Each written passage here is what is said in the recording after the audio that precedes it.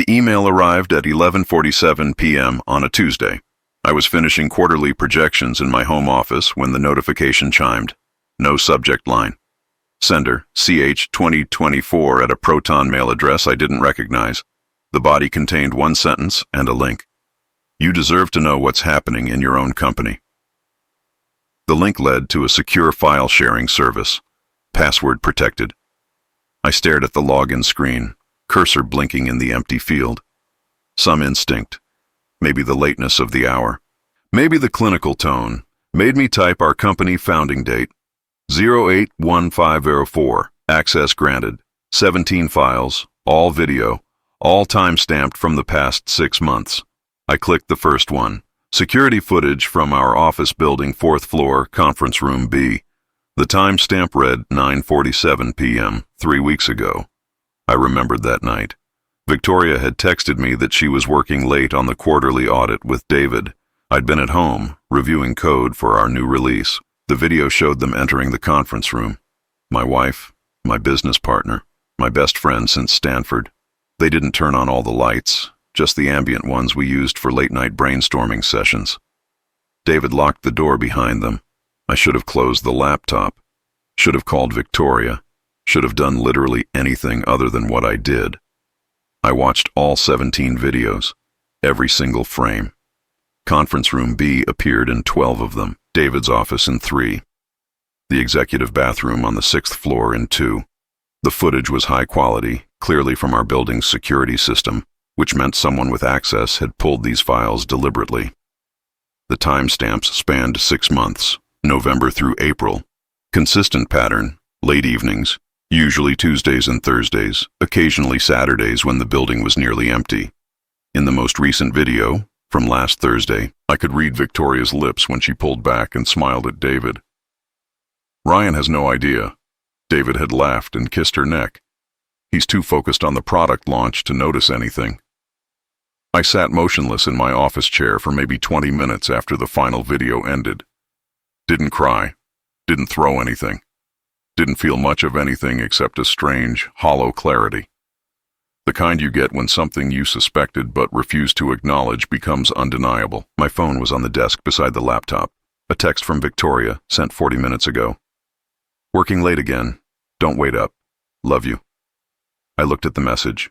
Looked at the frozen frame on my screen. Her straightening her blouse, David adjusting his tie, both of them laughing about something I'd never hear. Then I opened a new document and started making notes.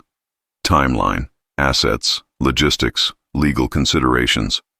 The company's 20th anniversary gala was in 4 weeks.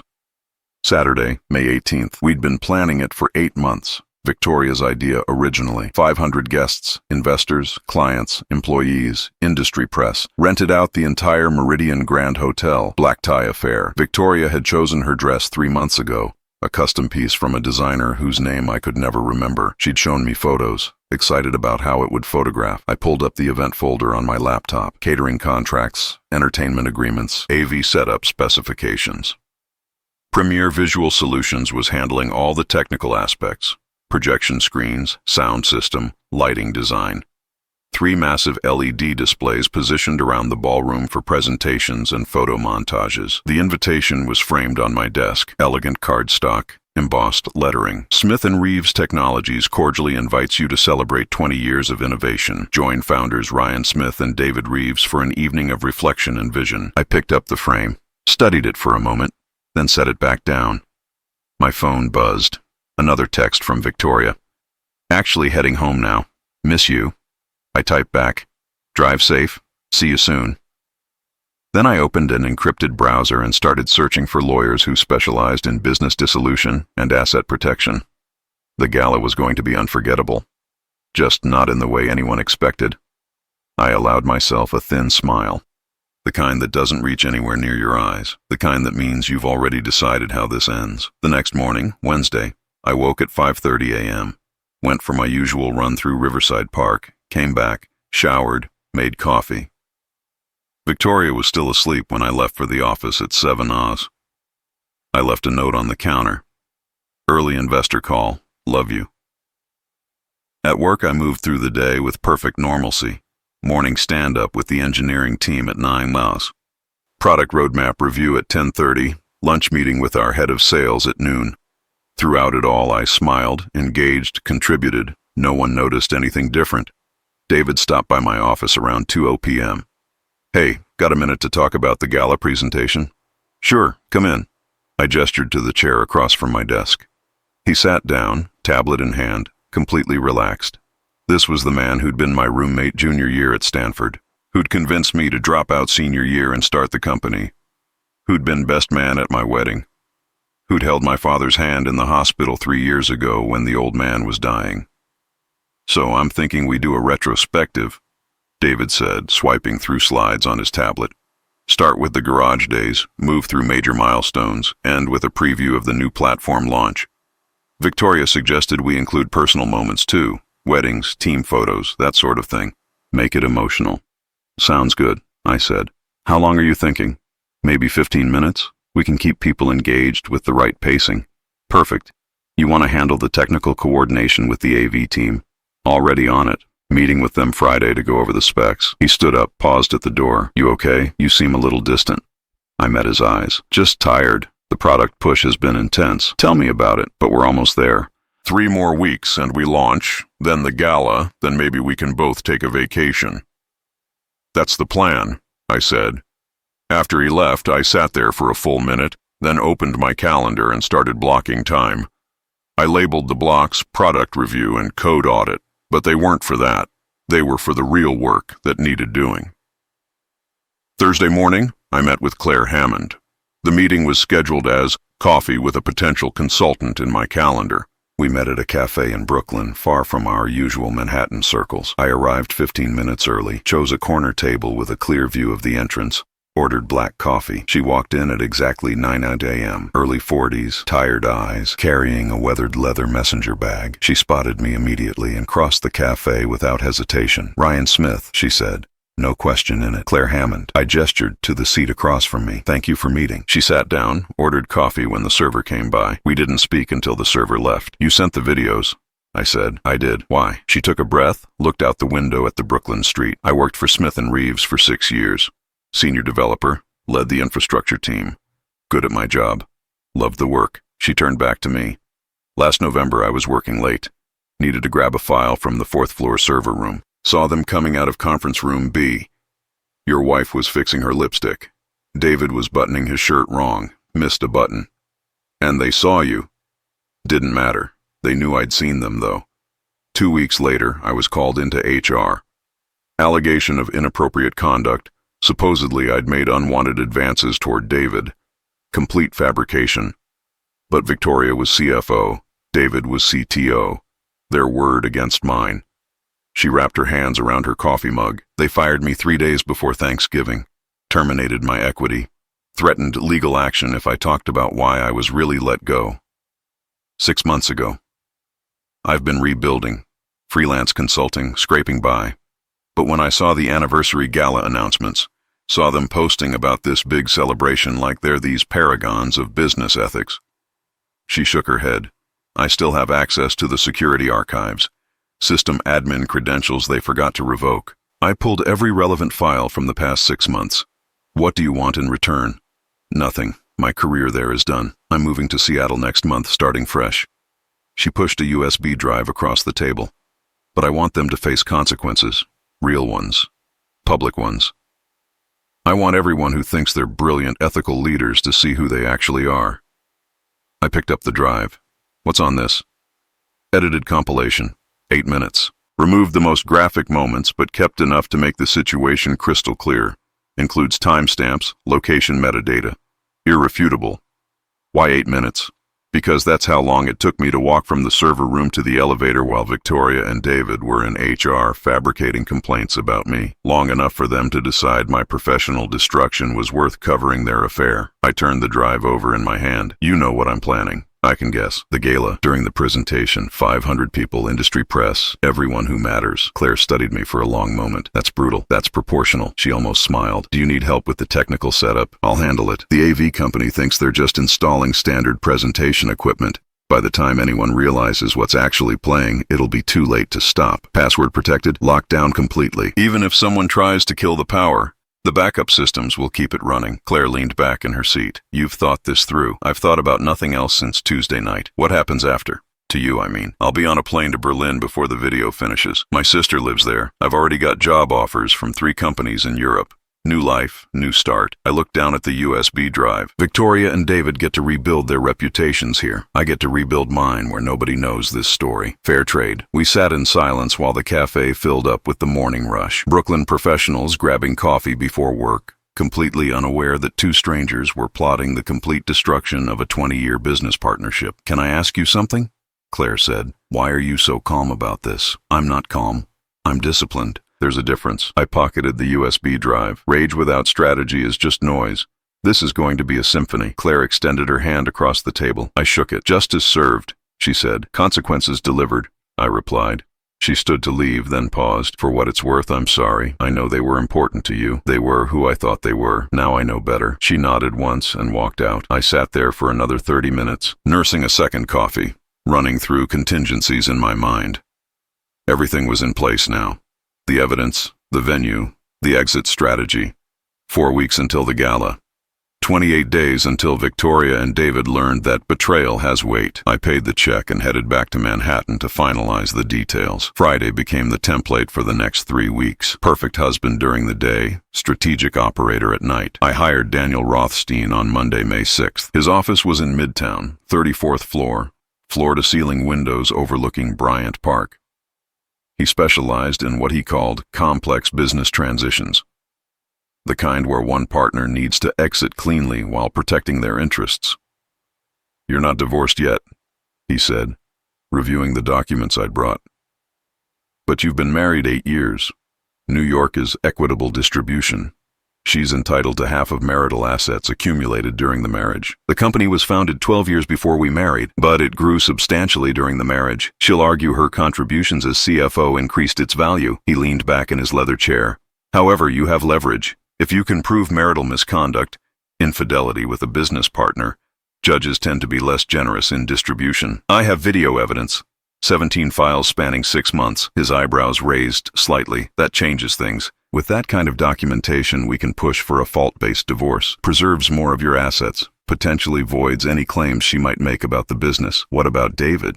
The company? That's trickier. You're 50-50 partners. Unless your partnership agreement has a morality clause or misconduct provisions, you can't force him out easily. He opened a folder. But we can make staying very uncomfortable. Hostile work environment claims. Breach of fiduciary duty. Misuse of company resources for personal affairs. Bury him in litigation until he agrees to a buyout. Timeline? If we move aggressively, file divorce papers the day after your gala. Use the public exposure as leverage. She'll be desperate to settle quietly.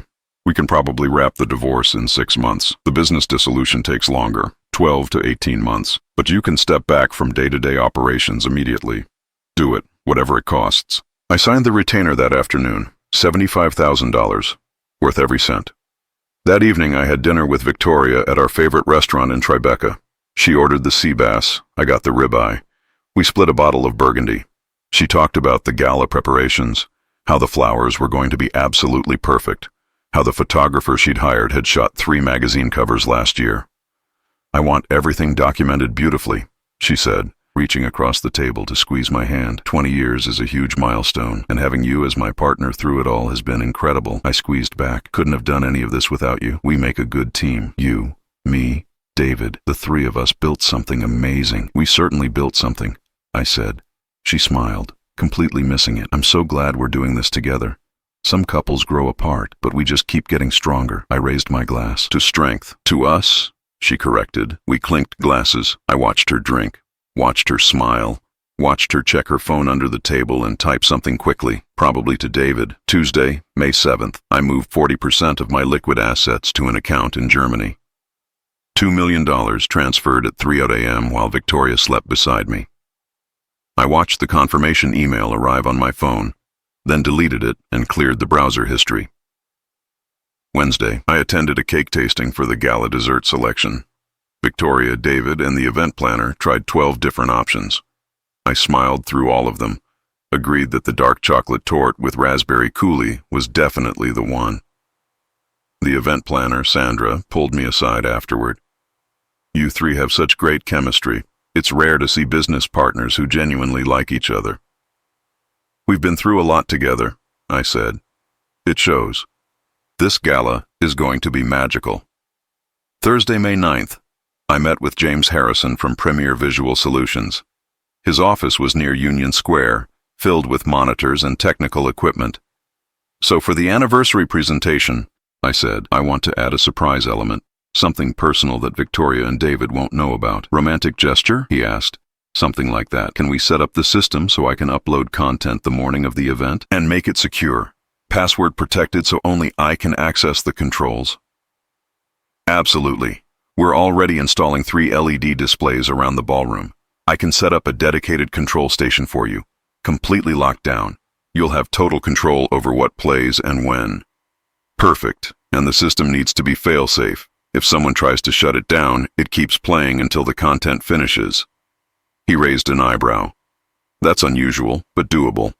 We can program it with redundant power supplies and override protection. Once you trigger playback, it runs to completion no matter what. Exactly what I need. I transferred the deposit. $30,000, triple his usual rate for this kind of setup. He didn't ask questions after that. Friday, May 10th. Victoria's mother came to town. We had lunch at a bistro in Soho. Me, Victoria, David, and Margaret.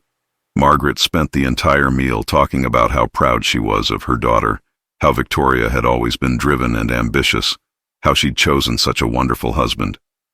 You take care of her, Ryan, Margaret said, patting my hand. She works so hard. Sometimes I worry she's too dedicated. I make sure she takes time for herself, I said, looking at Victoria. She deserves to enjoy the fruits of her labor. David raised his glass. To Victoria, best CFO in the business.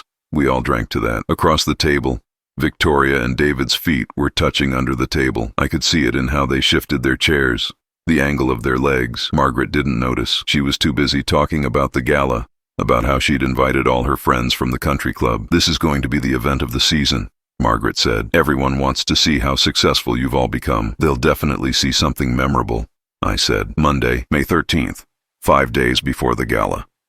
The office was chaos. Everyone pushing to finish projects before the big celebration. I spent the morning in back-to-back meetings, maintaining absolute normalcy. At lunch, David and I grabbed sandwiches and ate in my office while reviewing the presentation draft. I think we should include that photo from the TechCrunch Disrupt win, David said. The 3 of us on stage with the trophy. That was a huge moment. Good call. What else? Maybe some candid office shots? Show the human side of the company. Victoria probably has 1,000 of those on her phone. He laughed. True. She documents everything. He paused, looking at me carefully. You've been quiet lately. Everything okay? With you and Victoria? I met his eyes, held them. Why do you ask? I don't know. Just seems like there's some distance. You're both working so hard, maybe it's stress. We're fine. Better than fine, actually. This gala is bringing everything into focus. Good. You two are solid. Real partnership, you know? Not just business cards and contracts. Exactly, I said. Real partnership is about trust, loyalty, being there when it matters. Absolutely. He stood up, grabbed his sandwich wrapper. Okay, I'll finalize the presentation and send it to Harrison's team by Wednesday. We'll do a full tech rehearsal Thursday. Perfect. After he left, I sat there finishing my coffee. The audacity was almost impressive. Sleeping with my wife while giving me relationship advice. I had to admire the compartmentalization at least. That evening, Victoria and I had our final tasting with the caterer. We approved the menu. Past hors d'oeuvres during cocktail hour, 4-course seated dinner, champagne service throughout. The catering director walked us through the timeline. Cocktails from 6 to 7. Dinner service 7 to 8:30. Then you'll do your presentation around 8:45, followed by dessert and dancing until midnight. The presentation is the centerpiece, Victoria said. Everything else is supporting that moment. We'll make sure the timing is perfect, the director assured her. Victoria linked her arm through mine as we walked to the car. Can you believe it's almost here? 20 years. Sometimes it feels like yesterday we were working out of that tiny office in Brooklyn. Time flies, I said. I'm so grateful I get to share this with you. You're my rock, Ryan. Always have been. I kissed her temple. Saturday is going to change everything. In the best way, she said, smiling. In the most memorable way, I corrected. Tuesday, May 14th. I had my final meeting with Daniel Rothstein. We reviewed every document. Divorce filing papers ready to submit Monday morning. Asset protection strategies finalized. Business litigation templates prepared. Once the video plays Saturday night, Daniel said, you need to be unreachable. Turn off your phone, don't respond to emails, disappear completely for at least 72 hours, let them panic, let them scramble. When you resurface, it's through me, and only on your terms. I'll be in Berlin by midnight Saturday. My sister doesn't know the details yet, but she'll figure it out. Good. And you're certain about the public exposure? Once this happens, there's no walking it back. I've never been more certain of anything. He nodded slowly. Then we're ready. I'll have process servers waiting Monday morning to deliver the divorce papers to Victoria and the business litigation notices to David. By the time they realize what's happening legally, it'll be too late to mount a defense. I stood up, shook his hand. Thank you. Just doing my job, but for what it's worth. He paused. I've handled a lot of divorces. Most people in your position would be falling apart. The fact that you're this composed tells me you're going to be fine on the other side of this. I'm not composed. I'm just focused on the outcome. Wednesday, May 15th, 3 days before the gala. I worked from home, told Victoria I needed quiet space to finish some critical code reviews. Instead, I spent the day making final arrangements, confirmed my flight to Berlin, Lufthansa 401, departing JFK at 10:30 p.m. Saturday night. First class, one-way ticket. Transferred the remaining 60% of my liquid assets to the German account, $3 million more, leaving just enough in our joint accounts to avoid raising immediate flags. Composed emails to our board of directors, set to send automatically at 9 p.m. Saturday night after the presentation. The subject line, immediate resignation from Smith & Reeves Technologies. Recorded a video message for my sister Nina, explained everything, the affair, the evidence, the plan, why I was coming to Berlin. Set it to send at 8:45 p.m. Saturday, right when the gala presentation would be starting. Backed up Claire's video compilation to 3 separate cloud services, plus loaded it onto the encrypted USB drive I'd give to Harrison Friday morning. At 6 p.m. Victoria came home. I was in the Kitsmith making dinner, pasta carbonara, her favorite. You're cooking. She kissed me, dropped her bag on the counter. What's the occasion? No occasion. Just wanted to do something nice. You're amazing. She opened a bottle of wine, poured 2 glasses. David and I finalized the presentation today. Ryan, it's beautiful. You're going to cry when you see it. I'm sure it'll be very emotional, I said, stirring the pasta. It really captures our journey, the struggles, the victories, the people who made it all possible. She came up behind me, wrapped her arms around my waist. I love you so much. I hope you know that. I set down the spoon, turned to face her, looked directly into her eyes. I know exactly what I need to know. She smiled, completely missing it. Good, because Saturday is about celebrating everything we've built together. Everything we've built, I repeated. Yes, Saturday will definitely put that on full display. Thursday, May 16th, final tech rehearsal at the Meridian Grand. I arrived at 2 p.m. The ballroom was transformed. Elegant draping in silver and blue, our company colors, 3 massive LED screens positioned around the room, each one 15 feet wide, crystal chandeliers, accent lighting. The whole space looked like something from a luxury magazine. Harrison was there with his team, running cable and testing systems. I walked up as he was checking one of the displays. Mr. Smith, right on time. Want to see the setup? Absolutely. He walked me through the control station. A dedicated booth at the back of the ballroom with a clear view of all 3 screens. Multiple computers, backup systems, the works. This station is completely isolated from the main presentation controls, Harrison explained. You'll have a dedicated laptop here, password protected. When you're ready to play your content, you just enter your code and hit play. The system takes over from there. Simultaneous feed to all 3 screens, audio through the main PA system. And like you requested, once playback starts, it can't be interrupted. We've got battery backups, redundant power supplies, the whole 9 yards. Perfect. What about the timing? Your presentation is scheduled for 8:45. David's team will handle the main content from the front podium. When they're finished, there's supposed to be a brief transition for dessert service. That's when you can trigger your surprise content. Actually, I want to interrupt their presentation right at the end. Before they finish. Harrison frowned. That might seem abrupt. That's the point. It's a surprise. Your call. Just be aware that people might be confused by the transition. They won't be confused for long, I said. I spent an hour testing the system, making sure everything worked perfectly, uploaded a dummy video file, tested the audio levels, verified the password lockout. Everything functioned flawlessly. David showed up around 4 p.m. with Victoria. They ran through their presentation from the front podium, slides showing our company history, major milestones, team photos. It was well done, I had to admit. Professional, emotional, compelling. The kind of presentation that would make investors write checks and employees feel proud.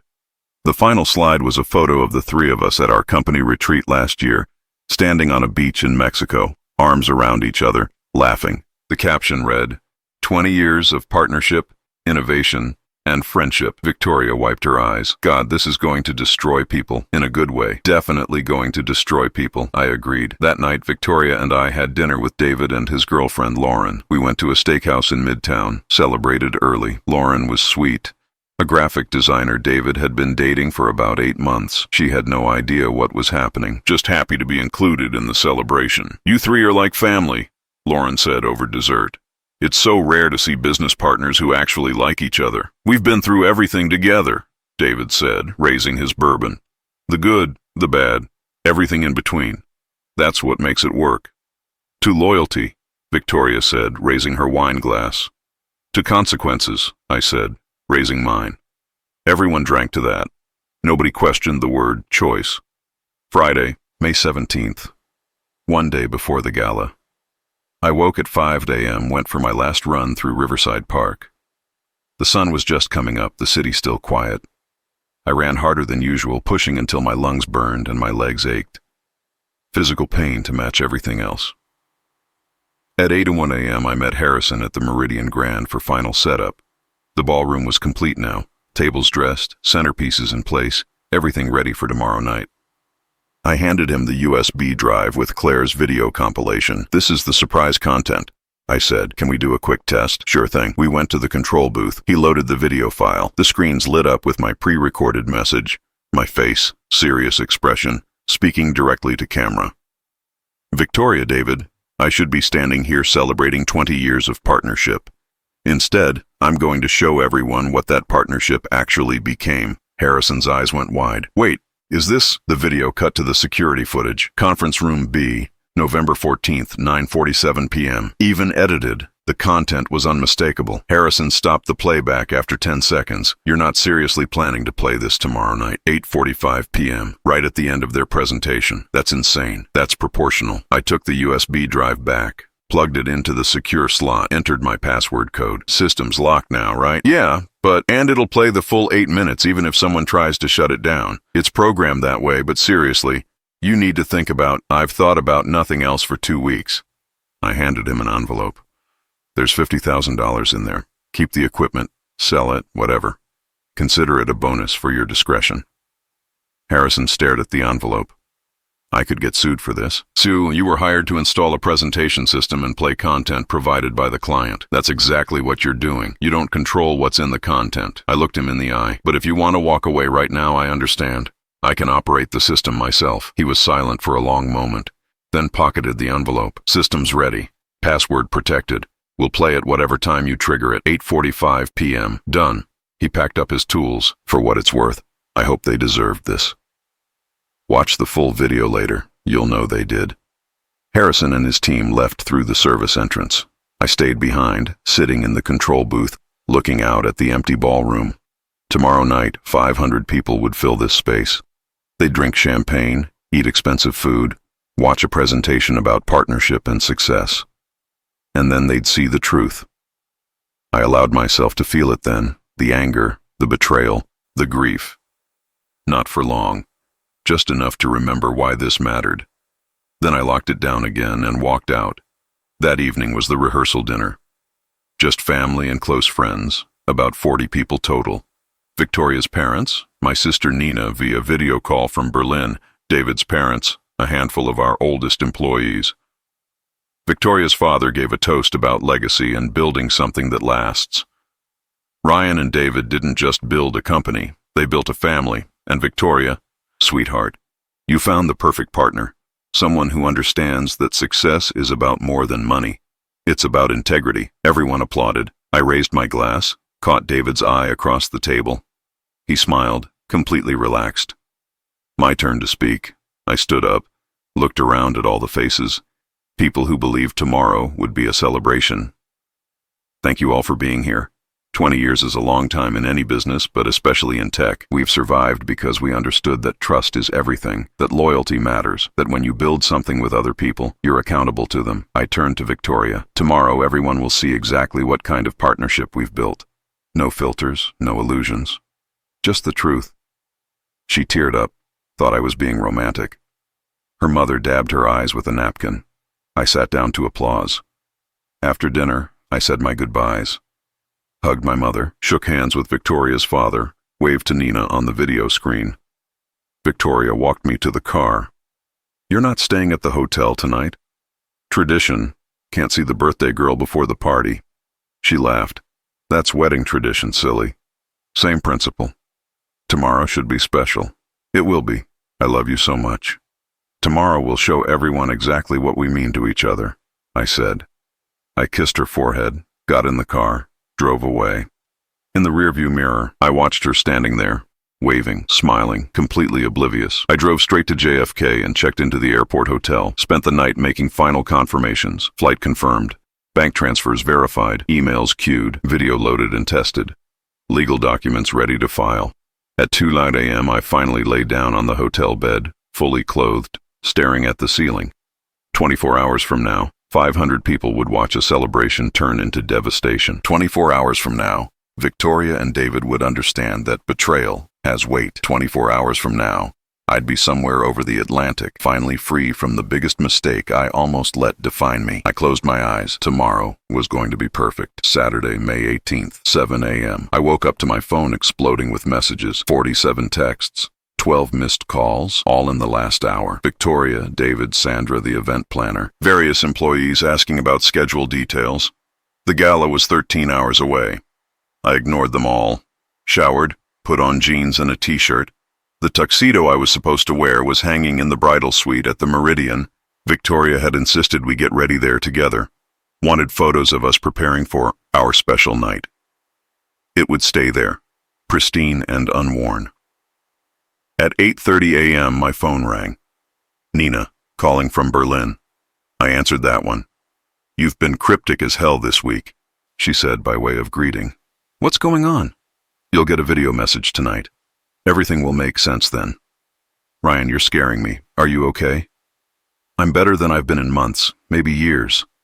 I looked out the hotel window at the planes taking off. I'm coming to Berlin tonight. Late flight. Can I crash at your place for a few days? Silence. Then, of course, but you need to tell me what's happening. Tonight, after the gala, I promise. You're being really weird. I'm being really clear, actually. For the first time in a long time. I paused. I love you, Nina. Thanks for always being there. Now I'm definitely worried. Call me when you land? I will. I hung up and turned off my phone completely. No more distractions. At 10 a.m., I drove to the Meridian Grand. The parking lot was already busy. Catering trucks, floral delivery vans, the AV team making final adjustments. I parked in the back service area and walked in through the loading dock. The ballroom was a hive of controlled chaos. Florists arranging $60 more worth of white orchids and blue hydrangeas. Catering staff setting up the kitsmith stations. Sandra directing traffic with a clipboard and headset, firing off instructions to a dozen people simultaneously. She spotted me and rushed over. Ryan, thank God, Victoria's been trying to reach you. She's in the bridal suite getting ready. She wants you upstairs. I'll head up in a minute. Need to check something first. I walked to the control booth at the back of the ballroom. Harrison was there, testing the main presentation system. He saw me coming and his expression tightened. Everything set? I asked. System's ready. Your content is loaded and locked. He lowered his voice. Last chance to change your mind about this. Not changing my mind. Your funeral. He handed me a small remote. This is the trigger. Red button activates your content. Once you press it, there's no stopping it. I pocketed the remote. What time does their presentation start? 8:45. Should run about 12 minutes based on rehearsal. Perfect. I'll trigger mine at 8:56, right before their big finale. Harrison shook his head but said nothing. Smart man. I left the ballroom and took the elevator to the 3rd floor. The bridal suite was at the end of the hall, actually just a luxury hotel room that Victoria had commandeered for getting ready. I could hear music and laughter before I even opened the door. Inside, it was chaos of a different kind. Victoria, her mother Margaret, 3 bridesmaids from her college days, a hairstylist, a makeup artist, and a photographer all crammed into the suite. Victoria was in a robe, hair half done, makeup in progress.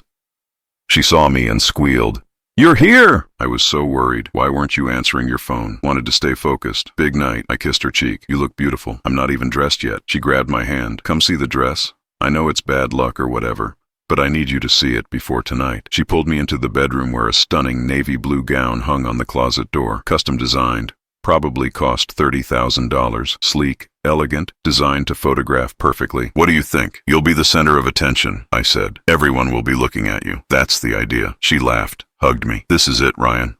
Our night. Everything we've worked for on display. Everything on display. I agreed.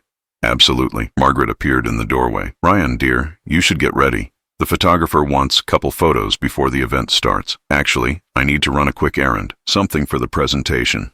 Technical issue. I'll be back by 6 for photos. Ryan, Victoria started. I promise. 6 o'clock. Won't miss it. I kissed her forehead. This night is too important. I left before she could argue, took the elevator back down. The hotel lobby was starting to fill with early arriving guests. I recognized several investors, a few board members, some of our senior employees. Everyone dressed to the nines, excited, ready to celebrate. I walked straight to my car and drove back to the airport hotel. In my room, I opened my laptop and started the final countdown. 11:47 a.m. Confirmed my Lufthansa flight one more time. First class, seat 2A, boarding at 9:45 p.m., 12:15 p.m. Verified all asset transfers were complete. $5 million safe in Germany, completely untraceable through normal channels. 1 Gualar p.m. Reviewed the video one more time. Claire's edited compilation was perfect, clear enough to be undeniable, devastating enough to destroy reputations, exactly 8 minutes long, 2:30 p.m. Composed my final email to Victoria and David. Set it to send at 9 p.m. when I'd be at the airport. Subject, why body? You both made choices. I made mine. Don't look for me. I'm done. 3 p.m. Recorded a second video message, this one for our employees. Explained that I was resigning effective immediately, that Daniel Rothstein would handle all transition matters, that they should look to David for leadership going forward. Set it to post to the company Slack at 9:15 p.m., 4 p.m. Check the news, nothing yet. In a few hours, my name would be everywhere. 4:30 p.m. Called Daniel Rothstein one last time. You ready for this? He asked. Process servers are standing by. They'll deliver divorce papers to Victoria at her parents' house Sunday morning. Business litigation to David at his apartment. Both will be blindsided. Good. And you'll handle all communication going forward? Everything goes through me. You stay dark for at least a month. Let the dust settle. Let them panic. When we finally come to the table, we'll be negotiating from strength. Thank you, Daniel. Don't thank me yet. This is going to get ugly before it gets better. It's already ugly. Now it's just going to be honest. I hung up and checked the time. 4:47 p.m. 3 hours until cocktails, 4 hours until the presentation, 6 hours until I was airborne. At 5:30 p.m., I put on my tuxedo. Not the one hanging at the Meridian. I'd bought an identical one and kept it here. I looked at myself in the mirror. Expensive suit, perfect fit, about to attend the most important event of my professional life. I allowed myself to feel it one more time. The betrayal, the anger, the grief for what I'd thought we had. 8 years of marriage, 20 years of friendship, all of it built on lies I'd been too trusting to see. Then I locked it down, straightened my bow tie, and headed back to the Meridian Grand. I arrived at 6:15 p.m., fashionably late for photos, but early enough that Victoria couldn't complain. She was in the bridal suite, fully dressed now, looking stunning. The photographer positioned us for couple shots, standing together, holding hands, gazing at each other. Victoria was radiant, genuinely happy. You look incredible, she said, adjusting my bow tie. So do you. This is your night. Our night, she corrected. Right, our night. I smiled for the camera. Click, click, click. Margaret watched from the couch, dabbing her eyes. You two are perfect together. Absolute partnership, I repeated. That's definitely what this is. At 7 p.m., guests started arriving in earnest. The Meridian's valet service was overwhelmed. Teslas, BMWs, a few Bentleys. The tech elite in their formal wear, ready to celebrate and network. I stood in the receiving line with Victoria and David, shaking hands, accepting congratulations. Our CFO Sarah commented on how great we all looked together. The dream team, she said, 20 years and still going strong. Some things are built to last, David said, clapping my shoulder. Right, Ryan. Some things, I agreed. And some things fall apart when you finally see them clearly. He laughed, thought I was making a philosophical point about the tech industry. By 7:45 p.m., the ballroom was packed. 497 confirmed guests, according to Sandra's final count. Champagne flowing, hors d'oeuvres circulating, conversations humming at that particular frequency of successful people networking. I worked the room like I was supposed to, shook hands with investors, chatted with board members, thanked employees for their hard work. Everyone wanted to congratulate me, tell me how far we'd come, ask about the future. What's next for Smith & Reeves? One investor asked. Significant changes, I said. Tonight is about transition. Exciting times, very memorable times, I agreed. At 8:15 p.m., Sandra clinked a glass to get everyone's attention. Please find your seats, everyone. Dinner service is beginning. The ballroom settled into organized chaos, 500 people navigating to their assigned tables. I was seated at the head table with Victoria, David, both sets of parents, and a few board members. Prime position, right in front of the center LED screen. Salads arrived. Then the main course, filet mignon, roasted vegetables, potato gratin. Everything was perfect. The wine pairings were excellent. The conversation at our table was warm and celebratory. Victoria's father stood and gave a toast. To my daughter and her partners, you've built something remarkable. Not just a company, but a legacy. Here's to 20 more years. Everyone raised their glasses. I drank, watching the clock. 8:37 p.m. Dessert was served. Dark chocolate torte with raspberry coulis, the one we'd chosen at the tasting. It was delicious. I had 3 bites. 8:42 p.m. Sandra appeared at my shoulder. We're ready to start the presentation. David's heading up to the podium now. Perfect, I said. David stood, kissed Victoria's cheek, shook my hand. Here we go. 20 years and 12 minutes. Make it count, I said. He walked to the podium. The lights dimmed. The 3 LED screens lit up with our company logo. Music started. Something inspirational and building. The crowd quieted, all eyes forward. 8:45 p.m. David's voice filled the ballroom. Thank you all for being here tonight. 20 years ago, Ryan Smith and I sat in a garage in Brooklyn with an idea and a lot of audacity. The presentation rolled. Photos from the early days. David and me in t-shirts and hoodies, working on laptops in that tiny office. Our first employees, most of whom were in this room tonight. The TechCrunch Disrupt win. Our first major client contract, the IPO. Growth charts showing our trajectory. 8:48 p.m.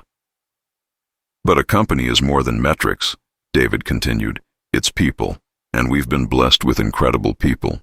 Montage of team photos, holiday parties, company retreats, smiling faces, the kind of corporate success story that makes investors proud and employees feel valued.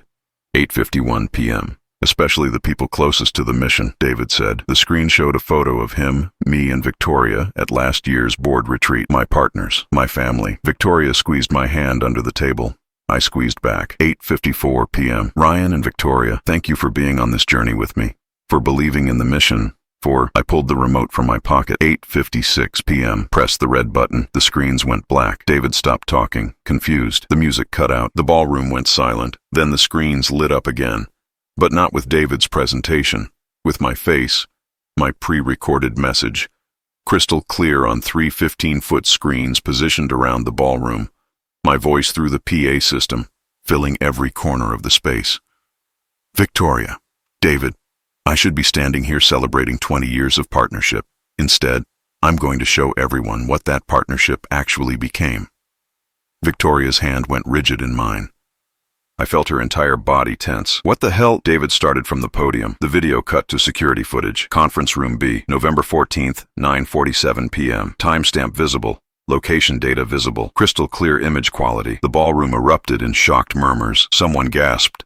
Someone else said, "Oh my God." Victoria tried to stand. I held her hand firmly. "Watch," I said quietly. "Everyone needs to watch." The video played. 8 months of evidence condensed into 8 minutes. Different locations, different dates, all time-stamped and verified. Conference Room B, David's office, the executive bathroom. The video quality left no room for doubt. No room for excuses. At the podium, David was frantically trying to shut down the system. It didn't work. Harrison had built it exactly to my specifications, unstoppable once triggered. Margaret stood up, horrified. "Turn it off! Someone turn it off!" No one could. The battery backups kicked in when someone tried cutting power. The screens kept playing. 3 minutes in, Victoria was crying. "Ryan, please stop this. You did this," I said, still holding her hand. "I'm just making sure everyone knows who you actually are." 4 minutes in, guests started leaving. Not many. Most were too shocked to move. But a few got up and walked out, unable to watch. 5 minutes in, the footage showed Victoria and David in Conference Room B, post-affair, laughing about something. The audio was silent, but you could read Victoria's lips clearly. "Ryan has no idea." The board chairman stood up. "This is unconscionable. Whoever is responsible for this—" "I am," I said, loud enough for nearby tables to hear. "I'm responsible for the truth." 6 minutes in, Claire Hammond appeared in the video. My addition to her compilation, I'd recorded her statement and added it this morning. Her face on the screens, her voice explaining how she'd been fired for witnessing the affair, how Victoria and David had fabricated complaints to protect themselves. David abandoned the podium, tried to reach the control booth. Harrison blocked him. "Systems locked, sir. Can't be overridden." 7 minutes in, the video showed a montage of dates and times. The affair had been going on for 11 months, almost a year. During board meetings and investor dinners and employee retreats, during our anniversary celebration, during my father's funeral, Victoria was sobbing openly now. "How could you do this to me?" I looked at her directly. "How could you do what you did to me? We can talk about this. We can fix this. Just make it stop." Nothing to talk about, nothing to fix, just truth on display. 8 minutes. The video ended with my face again. My pre-recorded message. "To everyone here, I'm sorry you had to see this. But you deserve to know the truth about the people you've been trusting with your investments, your careers, your loyalty. I'm resigning from Smith & Reeves effective immediately. All questions should go through my attorney, Daniel Rothstein. Victoria, David, you built this. Now you live with it." The screens went black. The lights came up. Complete silence. 500 people staring at the head table. At Victoria, makeup ruined from crying. At David, pale and frozen. At me, perfectly calm. I stood up, released Victoria's hand. "I need to catch a flight." "Ryan, wait," she started. I walked away, straight down the center aisle of the ballroom. 500 pairs of eyes following me. Didn't run, didn't rush. Just walked with absolute certainty toward the exit. Behind me, the chaos began. Shouting, crying, confusion. I heard Margaret screaming at Victoria, heard David trying to explain, heard guests demanding answers. I pushed through the ballroom doors into the lobby, kept walking. Through the main entrance, down the steps, to my car in the service lot. Got in, started the engine, drove away. In the rearview mirror, the Meridian Grand glowed against the night sky. Inside, the life I'd built for 20 years was burning down.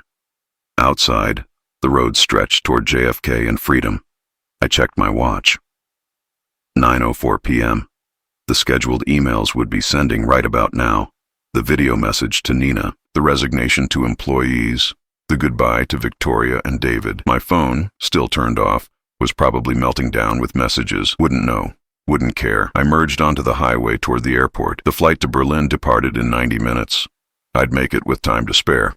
At 9:47 p.m., I cleared security at JFK. At 10:15 p.m., I boarded Lufthansa 401. At 10:32 p.m., we pushed back from the gate. As the plane taxied toward the runway, I looked out the window at New York sprawling below. Somewhere in that city, Victoria was dealing with the aftermath. Her family, the guests, the humiliation, the questions. David was probably lawyering up already. The board was convening emergency sessions.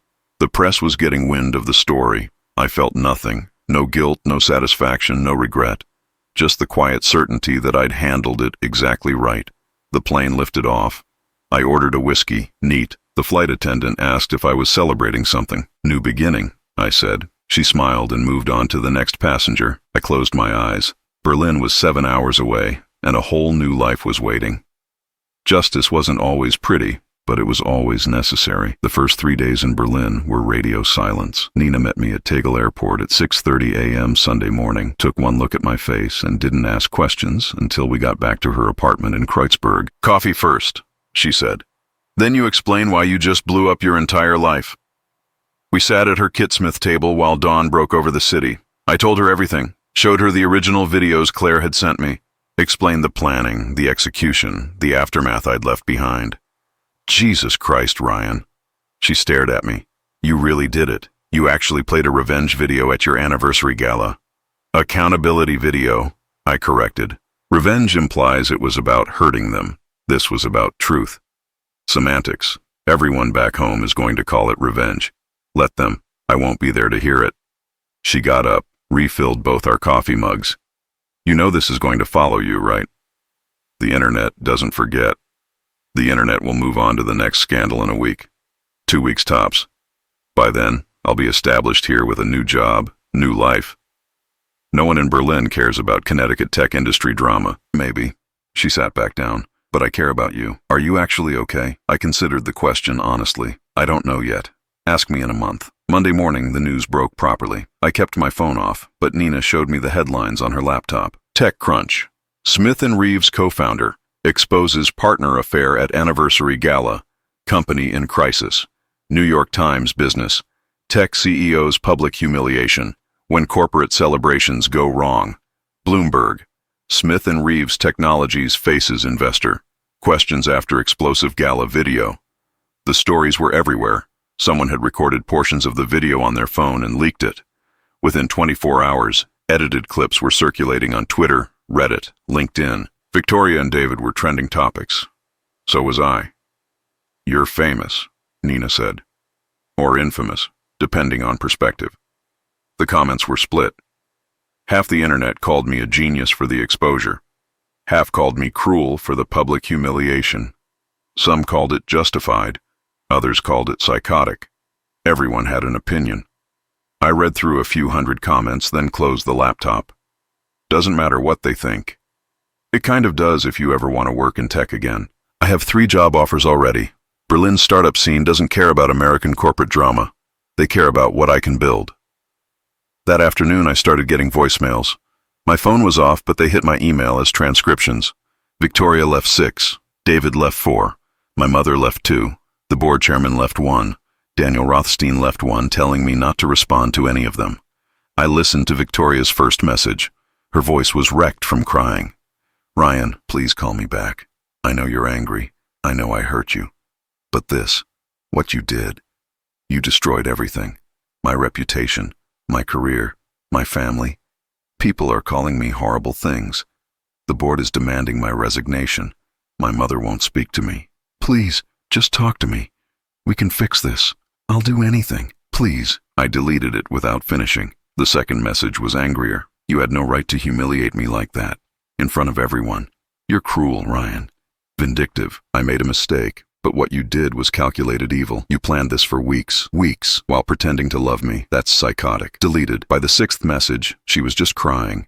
Incoherent sobbing, begging me to answer, to give her a chance to explain. I deleted that one too. David's messages were different, legalistic, threatening. "Ryan, this is David. What you did was defamation. We're exploring legal options." "That video was obtained illegally. Security footage requires consent for distribution. You've opened yourself up to serious liability. Call me back and maybe we can resolve this without destroying each other further." Empty threats. Daniel had anticipated all of this. The footage came from Claire, who had legitimate system admin access when she pulled it. The distribution fell under whistleblower protections given the corporate misconduct involved. David could threaten all he wanted. He had no legal ground. I deleted his messages too. My mother's voicemail was the only one I listened to completely. "Ryan, sweetheart, I saw what happened. Your father and we're trying to understand. Victoria called me crying, saying terrible things about you, but we also saw the video. We know what she did. I don't know if what you did was right, but I understand why you did it. Call me when you can. We love you. We're worried about you." I sent her a text. "I'm safe. I'm in Berlin with Nina. I need some time. I love you both. I'm sorry for the chaos." She responded immediately. "Just be okay. That's all we care about. Tuesday, the lawsuit started. Victoria filed for divorce in Connecticut, claiming emotional distress and seeking half of all marital assets plus damages for public humiliation. David filed a business lawsuit alleging breach of fiduciary duty and misuse of corporate resources. Daniel forwarded me the documents with his commentary. Both are garbage. Victoria has zero grounds given her documented infidelity. David's claim about corporate resources is laughable. You used your own money for everything. We'll file countersuits by end of week. Don't worry. I wasn't worried. I'd planned for this. Wednesday, Smith & Reeves Technologies stock dropped 23%. The board released a statement distancing the company from the personal matters of its founders and announcing a search for new leadership. David was suspended pending an ethics investigation. Victoria was forced to resign as CFO. The employees were divided. Some were furious at me for destabilizing the company they'd built their careers on. Others understood and quietly reached out with support. Claire Hammond sent me an email. Thank you for finishing what I started. Justice served. I replied, consequences delivered. Good luck in Seattle. By Thursday, the media had moved on to the next scandal, some politician's corruption case. The Smith & Reeves story was already yesterday's news. Nina was right. The internet's attention span was measured in hours, not days. I started job interviews. 3 Berlin startups wanted to talk. All of them had seen the news. None of them cared. The first interview was with a fintech company in Mitte. The CEO was direct. Look, we know what happened. We read the coverage. Honestly, the fact that you planned and executed that kind of strategic operation shows exactly the kind of thinking we need. When can you start? I started the following Monday, week 2. The dust was settling. Daniel filed countersuits against both Victoria and David. The divorce proceedings were moving forward with me having the clear advantage due to the documented infidelity. The business litigation was already falling apart. David's lawyers were quietly suggesting settlement. Victoria's parents released a statement saying they were deeply disappointed in their daughter's choices and supporting Ryan's decision to rebuild his life. That surprised me. I'd expected them to circle the wagons around their daughter. Nina explained it over dinner at a Turkish restaurant in Kreuzberg. Her dad's a retired judge. Image is everything to him. Having his daughter exposed as an adulterer who destroyed a 20-year business partnership, that's unforgivable in his world. He cares more about reputation than blood. Harsh, realistic. You know that world. Connecticut elite society. Appearances are currency. Victoria spent hers. Week 3. I was fully settled into my new job, my new apartment in Prenzlauer Berg, my new routine. Morning runs through Volkspark, coffee at the cafe on the corner, work at the fintech startup. Evenings exploring the city or hanging out with Nina. No one in Berlin knew my story. I was just another expat tech worker, which suited me perfectly. Then Victoria found my number in Berlin. I don't know how. Probably hired an investigator. My German cell phone rang on a Friday evening. Unknown number, Connecticut area code. I almost didn't answer, but curiosity won. Hello? Silence. Then her voice, quiet and broken. It's me. I stopped walking. I was on my way to meet Nina for dinner, halfway across Alexanderplatz. Tourists everywhere. Normal people having normal days, unaware that my past just called. You shouldn't have this number, I said. I hired someone to find you. Cost me $3,000. She laughed bitterly. Money well spent, I guess. What do you want, Victoria? I want to understand. I want to know how you could do that to me. How you could plan something so cruel and execute it without flinching. I sat down on a bench. You want understanding? You had an 11-month affair with my best friend. You got someone fired for witnessing it. You laughed about how clueless I was. You stood in front of 500 people ready to celebrate a partnership you'd been actively betraying. And you want me to explain my cruelty? I made a mistake. You made a choice. Multiple choices. Hundreds of them over 11 months. Every time you met David in that conference room. Every time you lied about working late. Every time you sat across from me at dinner and pretended we were solid. Those weren't mistakes. They were choices. Silence. I could hear her breathing, probably crying. I'm sorry, she finally said. I'm so sorry, Ryan. I know that doesn't fix anything. I know you hate me, but I need you to know I'm sorry. Okay, you're sorry. Now what? Now, I don't know. My life is destroyed. I lost my job, my reputation. My parents won't talk to me. My friends abandoned me. The board is suing me personally for the stock drop. I'm probably going to have to file bankruptcy. David won't return my calls. He's blaming everything on me to try to save himself. I have nothing left. I watched a street performer juggle fire across the square. You have exactly what you earned. You're right, I earned this. But you get to start over in Berlin like none of this happened. New job, new life, complete reinvention. How is that fair? Fair? I stood up, anger finally breaking through the calm. You want to talk about fair? I spent 20 years building that company. 8 years in a marriage I thought was real. I trusted you completely, believed in us completely. And you destroyed that while smiling to my face. So yeah, I get to start over. Because I was the one who got betrayed, not the one who did the betraying. Those are very different positions. I know. You're right. She was crying openly now. I just wanted to hear your voice. To know you're real and not just this monster everyone's calling you online. I'm not a monster. I'm just someone who refused to be a victim. Are you happy? In Berlin? I thought about it honestly. I'm not happy yet, but I'm not destroyed either. I'm just here, building something new. Which is more than I could say if I'd stayed and tried to forgive you. Would you have? If I'd confessed? If I'd come to you before you found out, would you have forgiven me? I don't know.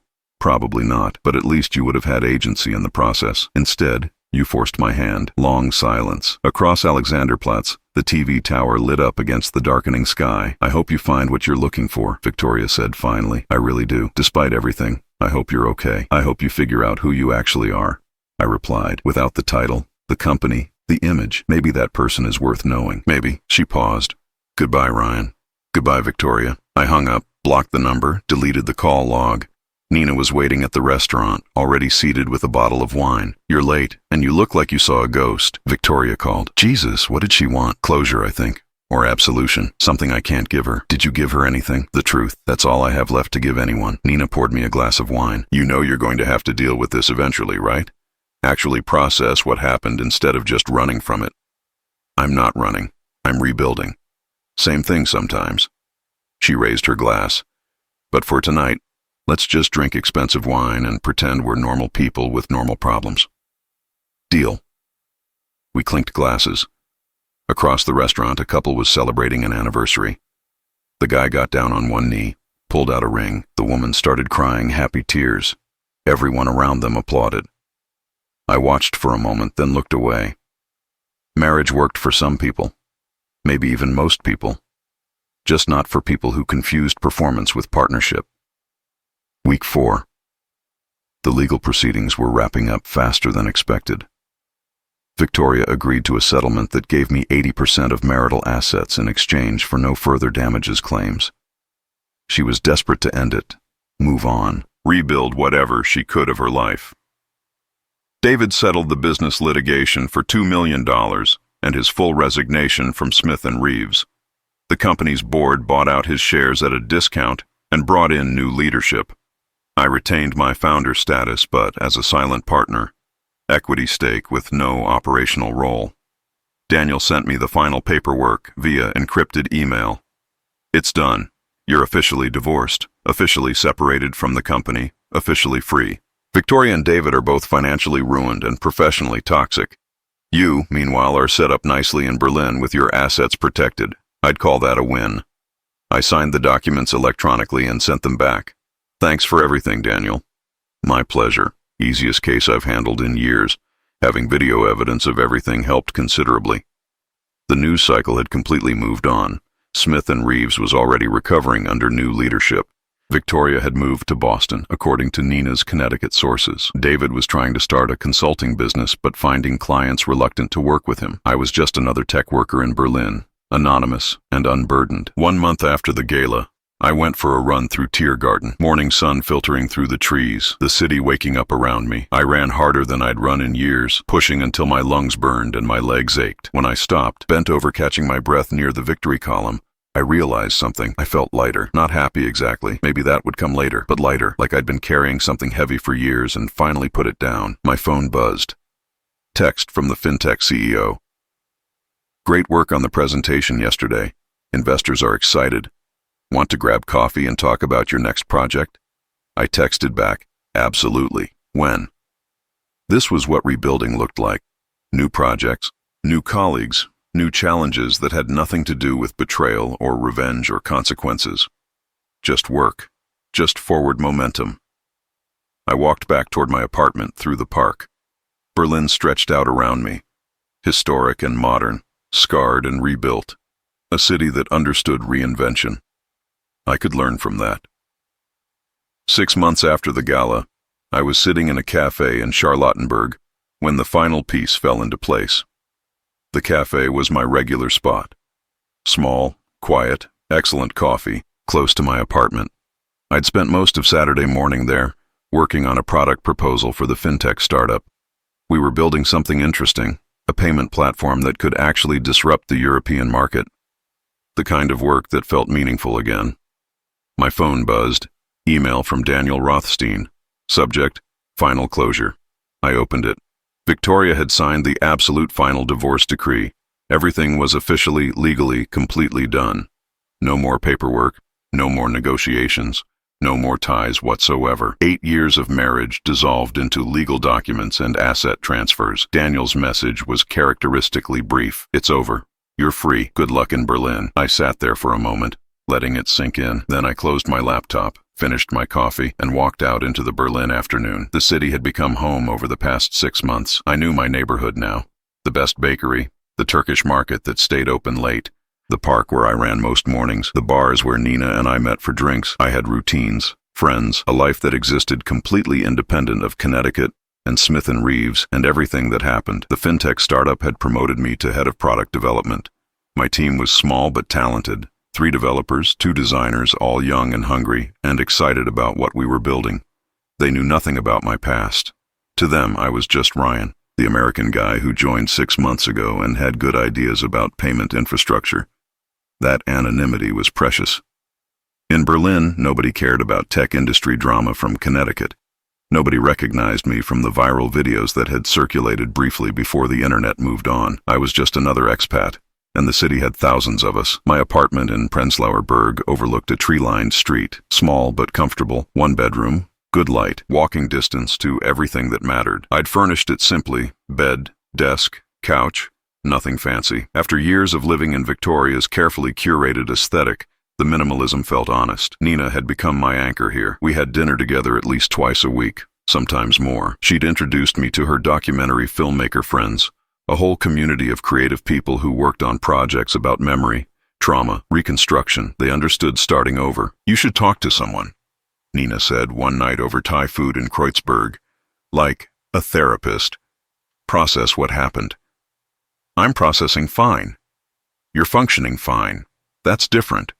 She pointed her chopsticks at me.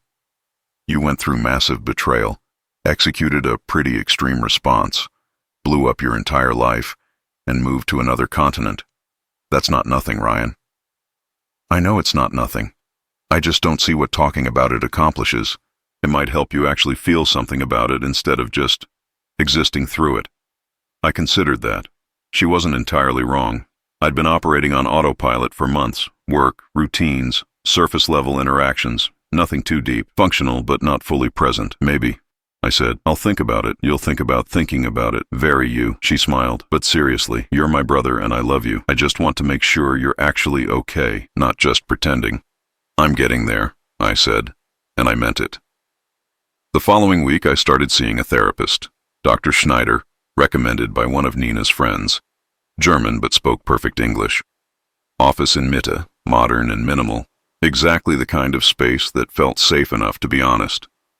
Our first session, she asked me to explain what brought me to Berlin.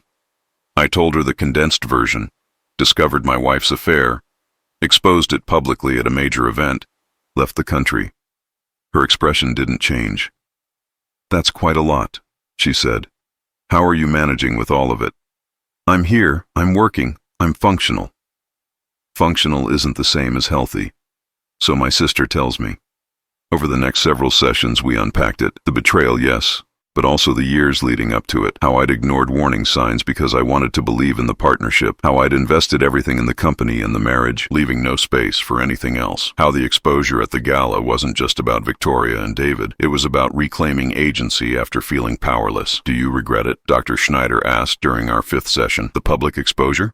I thought about it honestly. No, I regret that it was necessary.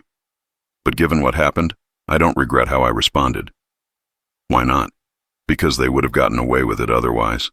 Not just the affair, the firing of Claire, the lies to investors and employees, all of it. Public exposure was the only thing that created real consequences, and that mattered to you.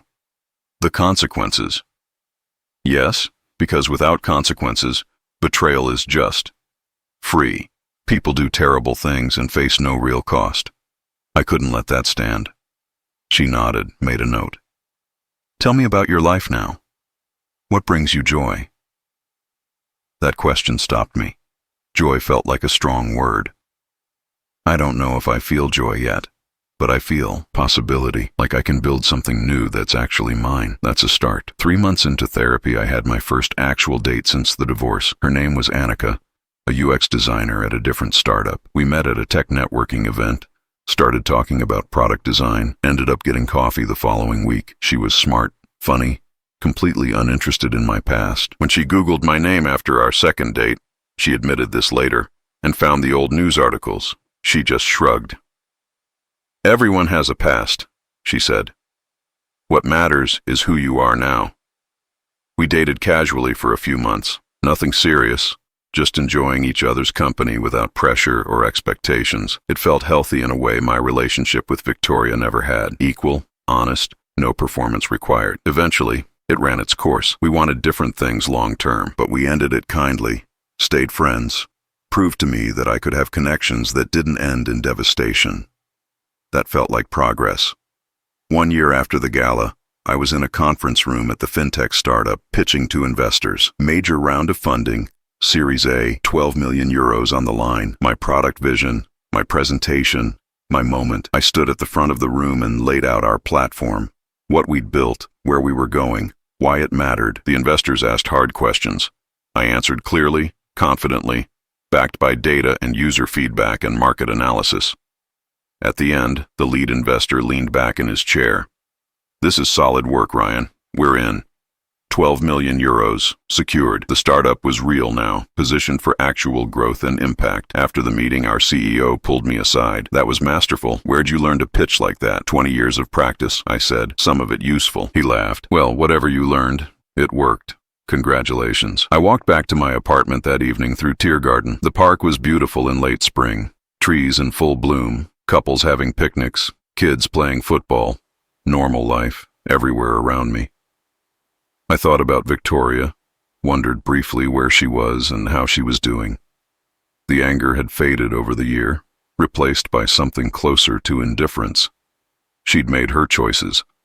I'd made mine. We'd both have to live with the consequences. I thought about David, about the company we'd built together. Smith & Reeves was thriving under new leadership, I'd heard. They'd pivoted to enterprise software and were actually growing faster than under our management. Maybe the whole disaster had been necessary for the company too. Clearing out dysfunction, starting fresh. Mostly, I thought about myself. Who I'd been a year ago. Betrayed, angry, methodical in my planning but emotionally shut down. And who I was now, still rebuilding, still processing, but genuinely present in my life for the first time in years. My phone rang. Nina. Hey, you free for dinner? I'm editing late and need a break. Yeah, where? That Italian place in Friedrichshain, the one with the good pasta. See you in 30. I took the U-Bahn across the city. The trains were packed with Saturday evening crowds, people heading to dinners, bars, parties, living their lives. I was just another person in the crowd, unremarkable and unburdened. Over pasta and wine, Nina told me about her latest documentary project, something about East Berlin architecture and memory. I told her about the successful funding round. We talked about our parents who were planning to visit Berlin next month. We talked about everything and nothing. You seem different, Nina said at some point. Lighter. I feel lighter. Good, you've earned it. She raised her glass. To new beginnings. To new beginnings, I agreed. We clinked glasses. Across the restaurant, a birthday celebration was happening. Cake, candles, singing, normal life, everywhere around me. 2 years after the gala, I'd stopped tracking time in relation to it. The anniversary of that Saturday in May came and went without me noticing until 3 days later. I was fully integrated into Berlin now. Fluent in German, though I still spoke with an accent. Dating someone new, Lena, a journalist who wrote about urban development. The fintech startup had grown to 40 employees and was launching in 3 new markets. My therapist and I had moved to monthly sessions instead of weekly. I was sleeping better, running faster, generally inhabiting my life instead of just moving through it. One afternoon, I got an email from Claire Hammond. Subject, long time. Ryan, I hope Berlin is treating you well. I'm settled in Seattle now, leading an infrastructure team at a gaming company. Life is good. I wanted to reach out because I'm getting married next month. Met someone amazing who actually appreciates that I value integrity. Weird, right? Anyway, I wanted to thank you again for finishing what we started. The tech world is small, and word gets around. Victoria is working in Boston under a different name, trying to rebuild. David gave up on consulting and moved to Austin, working for someone else's company for the first time in his career. Smith and Reeves is doing well without either of them, and we're both building new lives where honesty actually matters. I'd call that justice served. Best, Claire. I wrote back, congratulations on the wedding. Sounds like you found what you deserved. Someone who values the same things you do. Berlin is great. Work is meaningful. Life is good. You're right. Justice served. Consequences delivered. Good luck in Seattle. Simple. Clean. Closure. That evening, Lena and I walked through Kreuzberg, exploring the neighborhood's street art and cafes. She was writing an article about gentrification and wanted to see the area's evolution firsthand. Do you miss America? She asked at some point. Sometimes. I miss certain people, my family, a few friends, but the place itself? Not really. Berlin feels more like home now, because you can be anonymous here, because I can be myself here. There's a difference. She squeezed my hand. I like yourself. He's interesting. He's working on it. We ended up at a rooftop bar in Neukölln, watching the sunset over the city. Berlin stretched out in all directions, historic and modern, scarred and rebuilt, always evolving. What do you think you'll do long term? Lena asked. Stay in Berlin? Go somewhere else? I don't know. For now, here feels right. Ask me again in a year. Fair enough. I looked out at the city, thought about all the decisions that had led me to this rooftop, the betrayal that shattered my old life, the choice to respond with truth instead of silence, the courage to leave everything and start over, the work of rebuilding piece by piece. None of it had been easy, but all of it had been necessary. 3 years after the gala, I barely thought about it anymore. It was just part of my history, not the defining event of my life. The fintech startup had been acquired by a larger company. I stayed on as VP of Product, leading a team of 20 across 3 European offices. The work was challenging and meaningful. We were actually making financial services more accessible and fair. Lena and I had moved in together. Small apartment in Friedrichshain, near the East Side Gallery. We cooked together, traveled together, built a life that felt real and chosen. I'd reconnected with some old friends from my Stanford days, people who knew me before Smith and Reeves, before Victoria, before all of it. They visited Berlin occasionally. We'd grab drinks, talk about tech and life, reminisce about the garage days without dwelling on how it ended. My parents came to visit twice a year. My mother loved Berlin, kept talking about retiring here. My father was skeptical but warming to the city. They were proud of how I'd rebuilt, even if they still sometimes wondered if the public exposure had been necessary. I just wish you could have handled it privately, my mother said during their last visit. If I'd handled it privately, nothing would have changed. They would have gotten away with it. But at what cost to you? At the cost of my old life, which I needed to lose anyway. She didn't fully understand, but she accepted it. That was enough. One evening, I was having dinner with Nina and her fiancé, a German cinematographer she'd met on a documentary project. We were at a wine bar in Prenzlauer Berg, celebrating their engagement. So when's the wedding? I asked. Next summer. Small ceremony, probably in the countryside.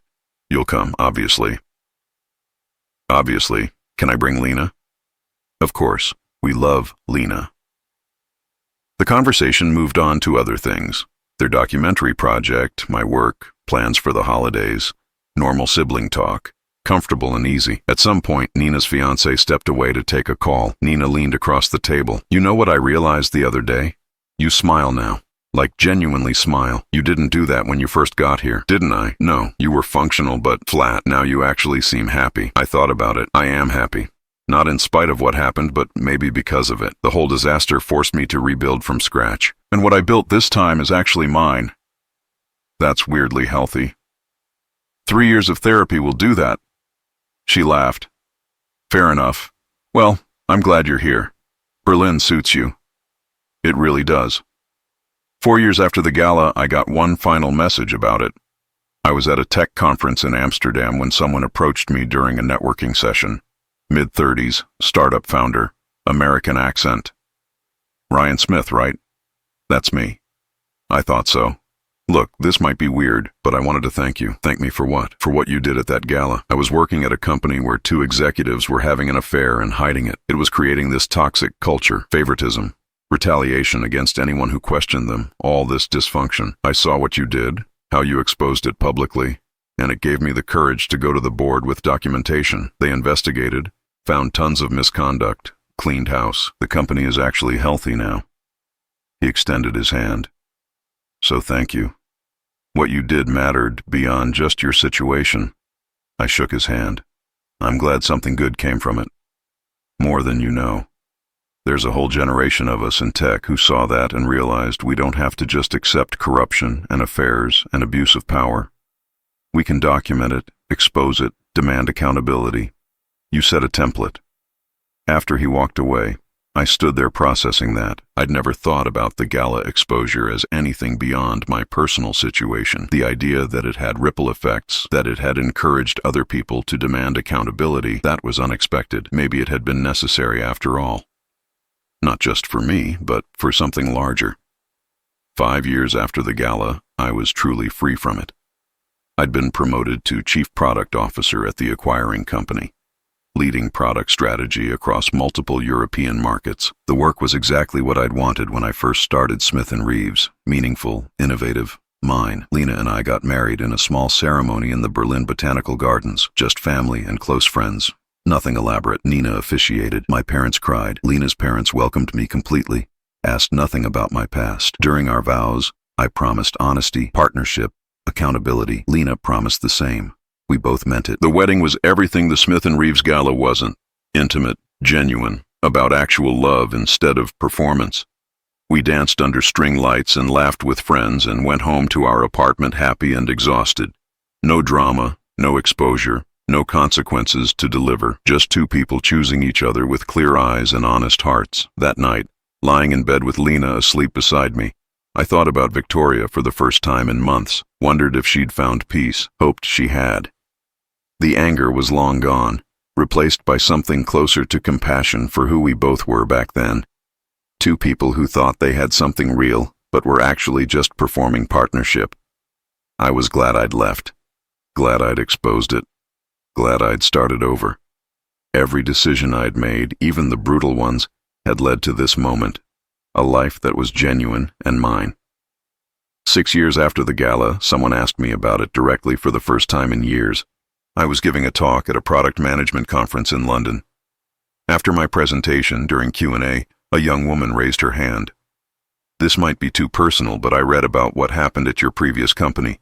The public exposure of misconduct. Do you regret how you handled it? The room went quiet. Everyone knew what she was referencing, even if they were too polite to ask. I took a breath, considered my answer carefully. No, I don't regret it. I regret that it was necessary, that betrayal and misconduct happened in the first place. But given what happened, public exposure was the only option that created real accountability. Private confrontation would have led to denial, manipulation, maybe hush money settlements. Public truth led to consequences. I paused. The cost was high.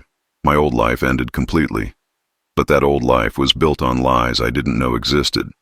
So in losing it, I gained the opportunity to build something real. I'd call that a worthwhile trade. She nodded, sat down. The next question was about product roadmap strategy. After the conference, several people approached me privately. Most wanted to share their own stories of workplace betrayal or misconduct. A few wanted advice on handling similar situations. I listened, offered what wisdom I had, mostly just validated their experiences. On the train back to Berlin, I realized something. I'd become a case study. Not for revenge exactly, but for refusing victimhood. for demanding accountability even when it cost everything. That felt right. 10 years after the gala, it was ancient history. I was living in Copenhagen now. Lena had gotten a job offer too good to refuse, and my work was flexible enough to accommodate the move. We had a house near the water, 2 kids, a dog, the whole suburban dream. Nina visited with her family for a week each summer. My parents were retired in Portugal, happy and healthy. The kids had cousins and grandparents and a whole extended network of love. Smith & Reeves Technologies had been acquired by Google 3 years prior. The company I'd co-founded no longer existed as an independent entity. The people I'd worked with for 20 years had scattered to different companies, different cities, different lives. I ran into David once, completely by accident, at a tech conference in Stockholm. We were both in line for coffee. He saw me first. Ryan. David. Awkward silence. 10 years of history and pain between us. You look good, he said finally. I heard you're doing well. CPO somewhere. Was. I'm consulting now. Freelance product strategy. Nice. I'm at a startup in Austin, finally working for someone else. He smiled slightly. Turns out I'm better at building products than running companies. We all learn things about ourselves. Yeah. He shifted his weight. Look, I know this is weird, but I'm sorry. For what I did. For the affair. For the lies. For destroying what we built. I was selfish and stupid, and I hurt a lot of people. I looked at him. Really looked. He'd aged, like I had. More gray hair. Lines around his eyes. But something in his expression seemed genuine. I appreciate that, I said. Genuinely. Are we? Okay? We're never going to be friends again, David. Too much happened. But I'm not angry anymore. We both moved on. That's enough. He nodded. Fair enough. Take care of yourself, Ryan. You too. We got our coffees and went separate ways.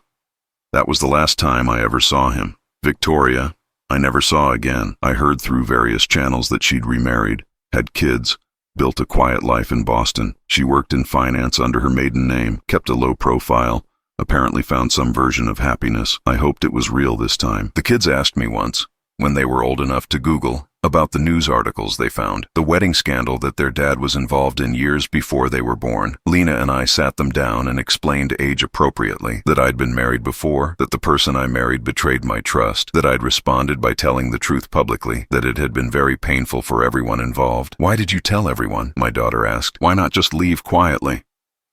Because lies that stay hidden don't stop. They just spread.